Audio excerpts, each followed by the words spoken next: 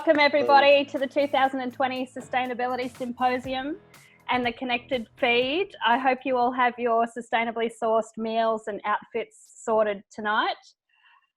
My name is Samantha Morris. I'm going to start tonight by acknowledging the traditional owners of the land on which we all come together from. I'm coming to you from the traditional lands of the Yugambeh language group in southeast Queensland, and I acknowledge the lands of all of Australia's First Peoples, their elders past, present and emerging, as well as the fact that sovereignty over that land has never been ceded. This always was and always will be Aboriginal land, and we're incredibly lucky to have so many Indigenous people involved in sustainability and disruption to education here in Australia. I'm sure you will join me in acknowledging the rich contribution that Aboriginal and Torres Strait Islanders make to managing our land and water resources in Australia.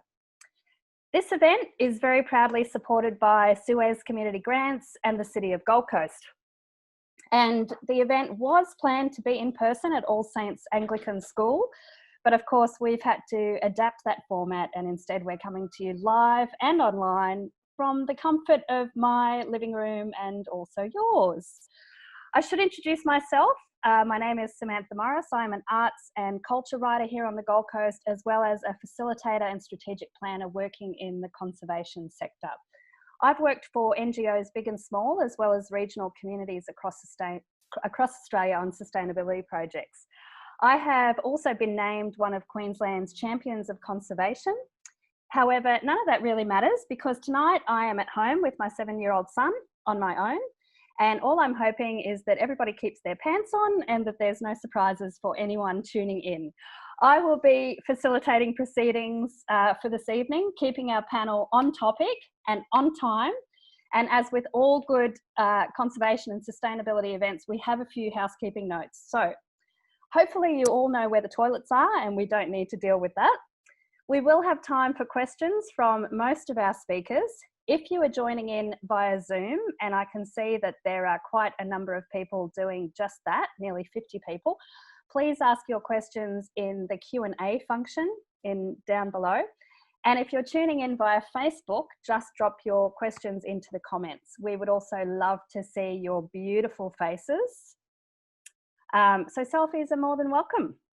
And we'd also love to see photos of your sustainably sourced meals and outfits on Facebook if you're able to do that. So you can pop them in the 2020 Sustainability Symposium events section of our page. So it's time to get started. And our first speaker tonight is Patrick Wallis. So Patrick is the headmaster of All Saints Anglican School.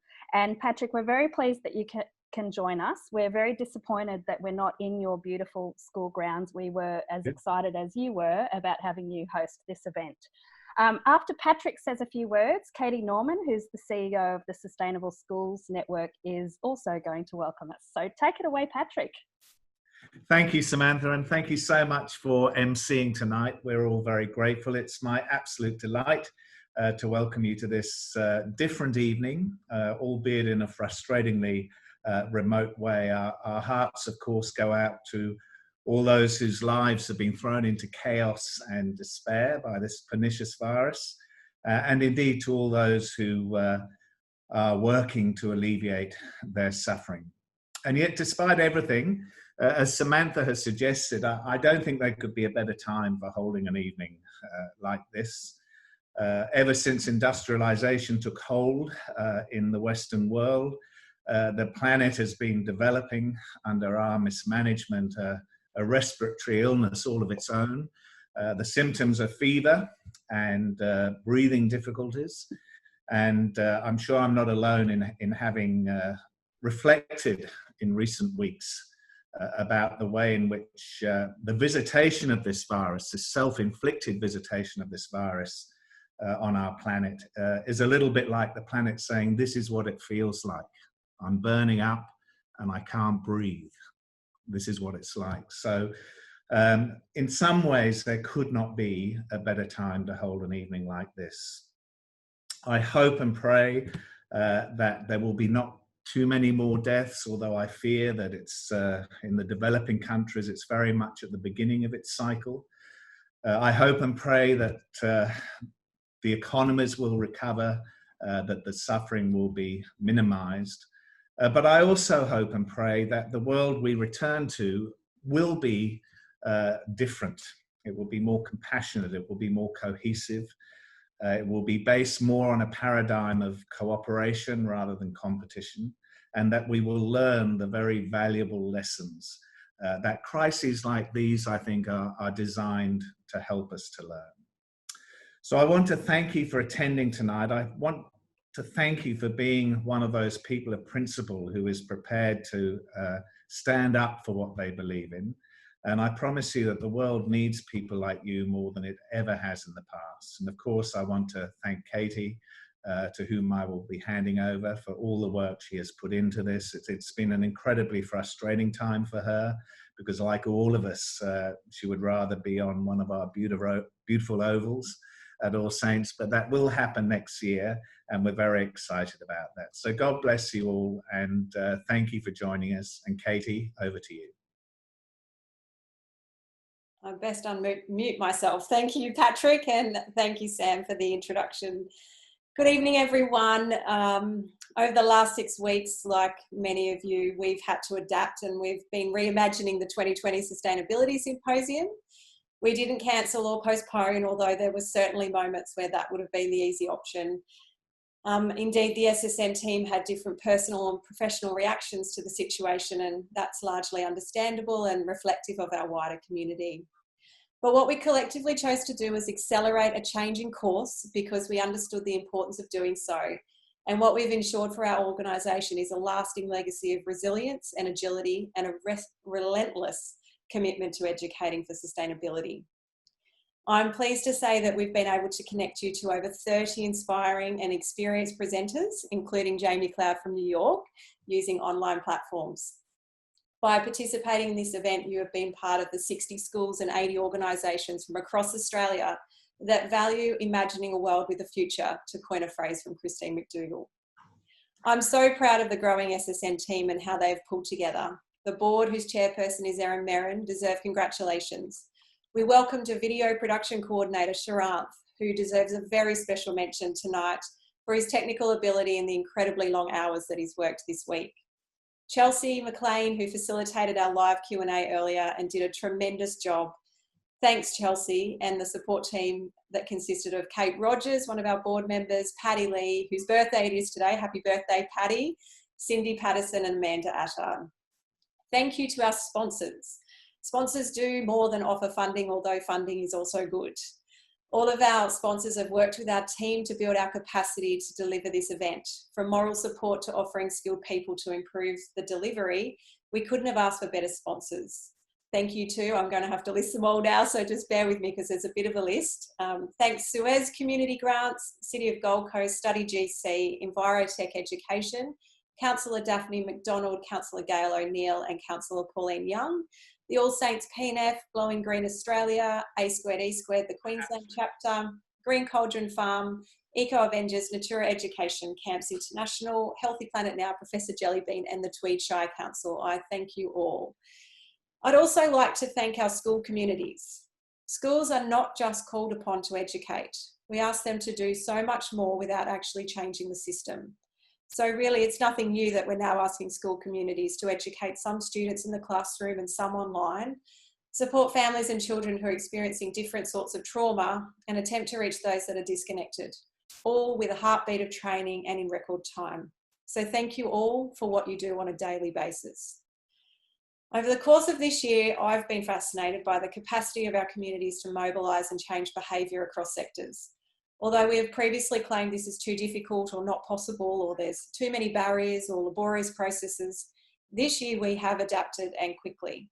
And we've done that because we've united and collaborated and worked together for something more than the sum of the parts.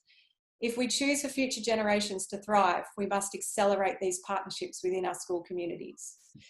I'm going to say the cliche, and I'm the first one by the look of it tonight. We are all in this together. And as we take time to slow down, we have an opportunity to work out what that means and what matters.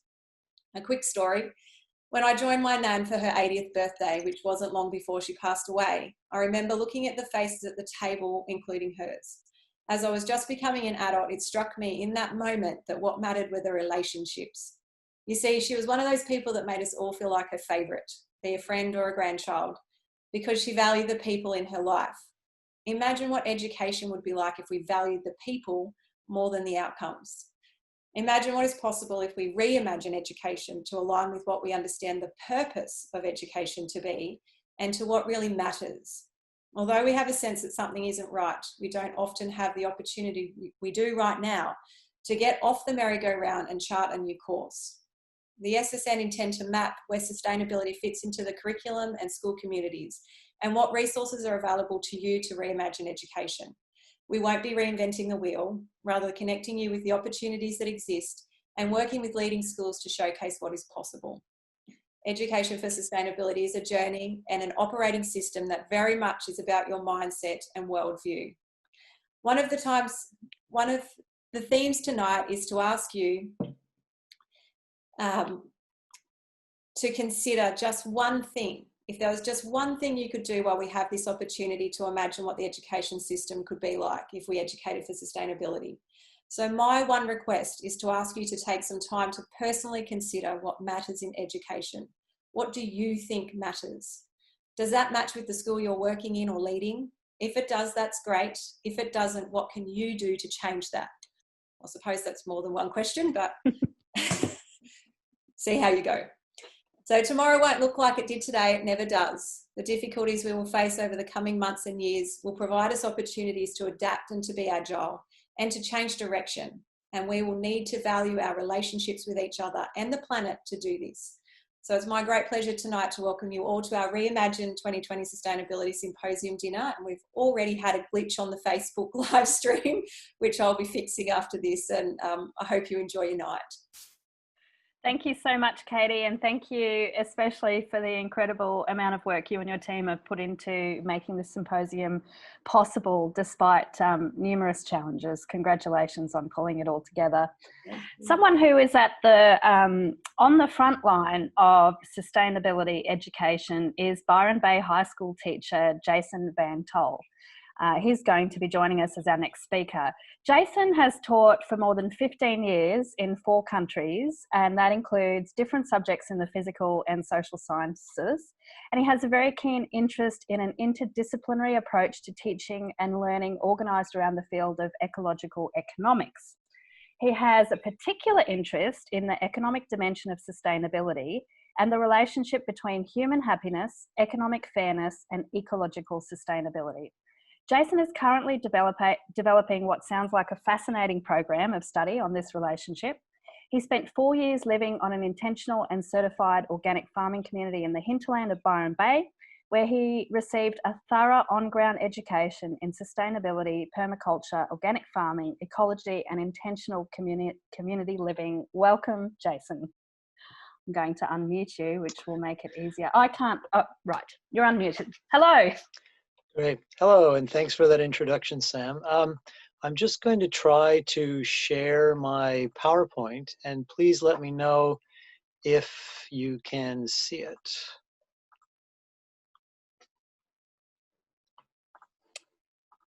We can. You're right to go. Okay, great. So again, thanks for that introduction, Sam, and good evening, everyone. I want to speak to purpose number 2 of the symposium, which is about developing a common language around the concept of sustainability.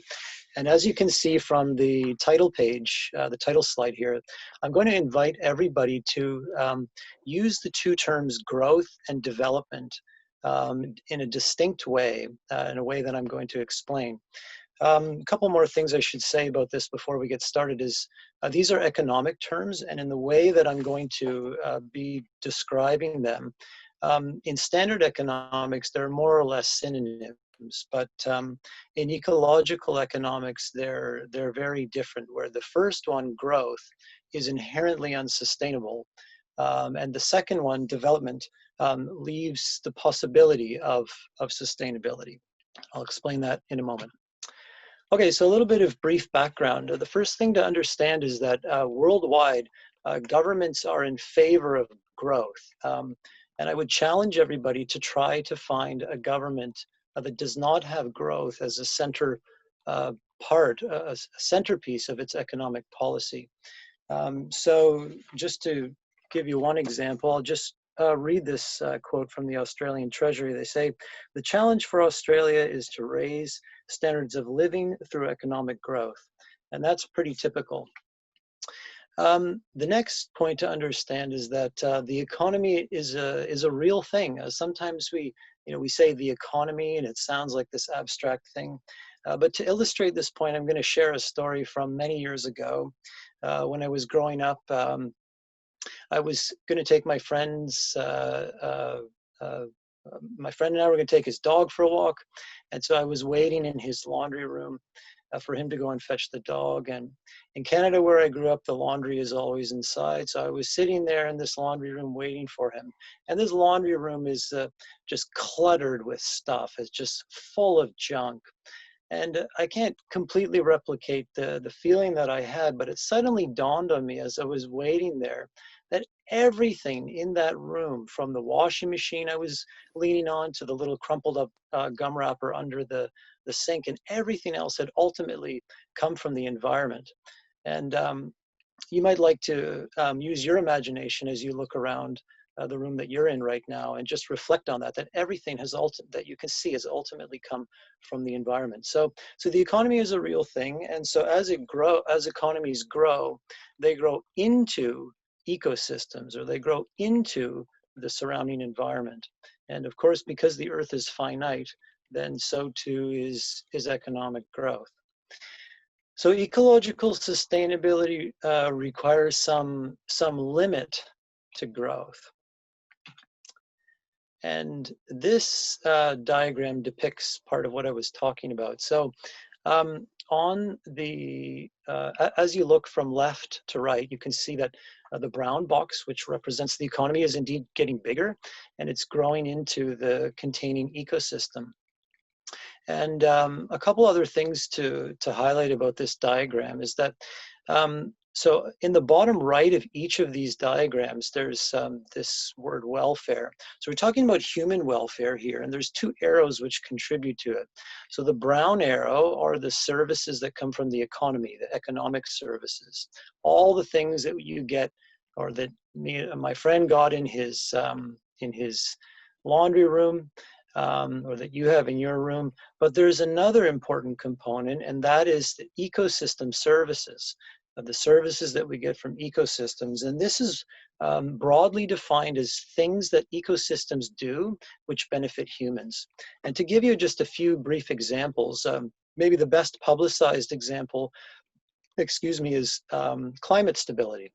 And we all know that because of human activity, the climate is becoming less and less stable. And we saw that end of last year in January with the bushfires. But there are many, many others, and it would probably be impossible to come up with an exhaustive list, but nutrient cycling, providing an ozone layer, pollination. We don't have to do anything for the bees to pollinate flowers and then get the fruit from that. Ecosystems do that for free. So the other key thing, two more key things, is that as the economy grows, so as you look on the diagram on the right, the brown arrow has indeed gotten thicker. So we're getting more services from the economy, but at the expense of ecosystem services. That green arrow has gotten smaller. And beyond a certain scale, these ecosystem services begin to break down, and we would, in a manner which is not sustainable. One more key thing is this big key word I've put at the bottom here, throughput. This concept and this word comes out of engineering and out of thermodynamics, and it's defined as the matter and energy flowing through a system together. And in each of the diagrams, you can see that, as I said, the economy is a real thing. It takes in matter and energy, and it puts out matter and energy in a degraded form. Okay, so with that in mind, and now we're ready to come to the crux of what I want to say. So economic growth is specifically a quantitative change, and it involves an increase in throughput, and it is inherently unsustainable for the reasons that I was describing. So if ever you hear the phrase sustainable growth, call it out for the contradiction in terms that it is. it's not possible to sustain growth on a finite planet. Economic development, on the other hand, is any changes that occur with, and this is the key, is with the throughput held steady. So this is a qualitative change. So we've got the same amount of matter and energy flowing through the economy. We're holding that steady. And any changes that occur with that throughput held steady is what development is. So those could be changes in technology, changes in fashion, changes in income and wealth distribution, and a whole host of other changes. But the key is that we're not taking more resources from the environment and depositing more waste and pollution. We're holding that steady. And economic development leads, or allows for, I should say, the possibility of sustainability, depending on the level at which we hold throughput steady. Okay, so in some ways that was, it can be quite abstract, even though I've tried to make it real and understandable, but hopefully this will, a human body analogy will make it really clear. So there are two human bodies that you can see in these pictures. One of them is mine, and one of them is my daughter's. And if you look at the picture on the left, that's me when I became a dad, and I'm holding my daughter when she's about maybe about 2 or 3 weeks old. And as you look from left to right, you can see that my daughter, Pandy, her body is, she's growing. Her body is physically getting bigger. She's accreting more matter, eating more, gaining weight, which is what every parent likes to see. On the other hand, my body, may not be so easy to tell, is not gaining weight. And moreover, it hasn't gained, or my weight hasn't changed in more or less 20 years. So but nonetheless, even though my body isn't growing, I'm still developing through experience and education. And I think that's really important to distinguish between these two, because sometimes we think of, when we say, oh, there's no growth, or we want to have a zero growth economy, it has this negative connotation, but it needn't. We can still, in the same way that people can still develop through experience and education without growing, economies can still, and societies can still develop without growing too. Okay, so that's it. Thanks for listening, everybody. Please send me feedback to my email address, jvt@gmail.com. And there's no time to go through all the evidence in support of everything I'm saying, but I've published a few papers on this subject, and you can find much more about this topic with that evidence on my website, jvt.com/about.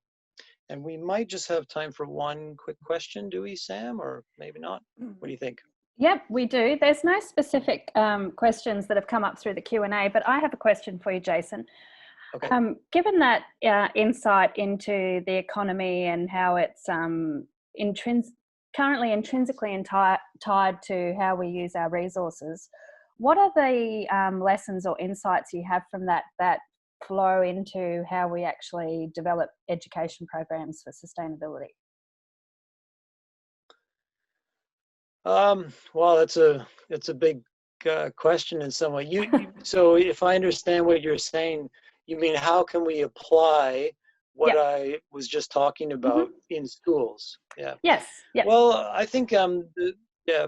So I mentioned on my website that there's a couple of papers I've published on this subject, and they both have a section near the end which applies to the curriculum. Geography has the best opportunities for applying these kinds of ideas because geography has, is, as far as I'm aware, is the only KLA that has sustainability as one of its integral concepts. But also geography has, as far as I can tell, the broadest scope, let's say, for an interdisciplinary approach, which I think is needed for applying these ideas. So for people listening out there who happen to be geography teachers, Yeah, there are two papers there. One of them is for the junior geography curriculum, and there's a fair bit of detail there. And the other one is for the senior Australian geography curriculum. So I think geography teachers probably have the best opportunity for applying these ideas. And there's not really enough time to go into a tremendous amount of detail, but they are there. I have talked about it or written about it. Thank you so much, Jason. I'm just wondering, before you can go, if you can drop your website and email address into the chat for people if they'd like to get in touch. Yeah? Sure, I'll do that right now. Yep. Thank you so much. And we have a couple of geography teachers that were listening in. So that is awesome. Katie, I can't see Kate's question. I'm not sure where that's coming in. Hi, Sam. So Kate just asked in the chat box to all the panelists, Jason, how do our politicians move away from the growth is good mentality? Great question. Sorry, repeat it. How do our politicians move away from the growth is good mentality? Yes. Yeah, well, the first thing they can do is stop listening to all the economists who are advising them.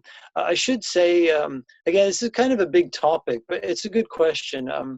The first thing to understand is that in standard economics, the model of growth that is used doesn't depend on resources. So standard economics does not have this biophysical view of the economy. They're looking at everything purely in terms of value as reflected in prices, which conceals the underlying flow of matter and energy and resources and so on. So yeah, the first thing they can do is stop listening to all those economists who are, I would say, indoctrinated into this very bizarre model that the economy, because it doesn't depend on resources, can grow forever. It sounds crazy. I mean, whenever I talk to, just anybody, member of the public, everybody has this intuition, I think correctly, that the economy cannot grow forever. But if you're an economist, you learn otherwise, and then you go on to advise politicians. So I think that's the first thing they can do, is stop listening to them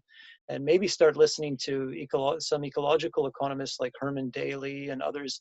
One other thing I should say about ecological economics is that one of the real pioneers of ecological economics, Herman Daly, who I just mentioned, and who is the source of that diagram that I put up, I don't want to give the impression that ecological economics is this kind of fluffy discipline. It's not. It does overlap with standard economics. And in fact, Herman Daly worked for the World Bank for 6 years before he got fed up with it.